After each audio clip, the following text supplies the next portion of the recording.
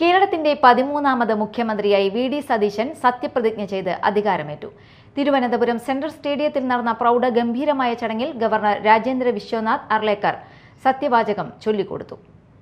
മുഖ്യമന്ത്രി ഉൾപ്പെടെ 21 മന്ത്രിമാരാണ് ഇന്ന് സത്യപ്രതിജ്ഞ ചെയ്ത് അധികാരമേറ്റത്. വടശ്ശേരി ദാമോദര മേനോൻ സതീശൻ എന്ന ഞാൻ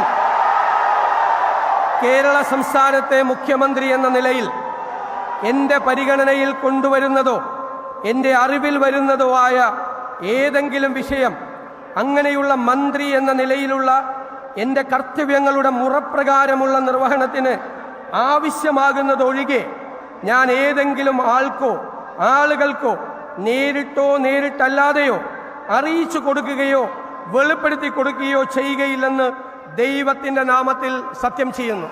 തലസ്ഥാന നഗരിയെ ആവേശത്തിലഴ്ത്തിക്കൊണ്ട് സെൻട്രൽ സ്റ്റേഡിയത്തിൽ നടന്ന പ്രൗഢഗംഭീരമായ ചടങ്ങുകളോടെയാണ് പുതിയ സർക്കാരിന്റെ സത്യപ്രതിജ്ഞാ ചടങ്ങുകൾക്ക് തുടക്കമായത്. വന്ദേമാതരം ആലപിച്ചുകൊണ്ടാണ് ഔദ്യോഗിക ചടങ്ങുകൾ ആരംഭിച്ചത്.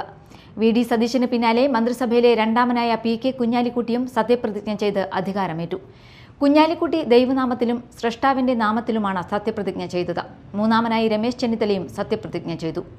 തുടർന്ന് സണ്ണി ജോസഫ്, കെ മുരളീധരൻ, മോൻസ് ജോസഫ് എന്നിവർ സത്യപ്രതിജ്ഞ ചെയ്തു. കെ മുരളീധരൻ ഇംഗ്ലീഷിലും ആർ.എസ്.പി. സംസ്ഥാന സെക്രട്ടറി ഷിബു ബേബി ജോണും സി.എം.പി. നേതാവ് സി.പി. ജോണും സഗൗരവത്തിലാണ് സത്യപ്രതിജ്ഞ ചെയ്തത്.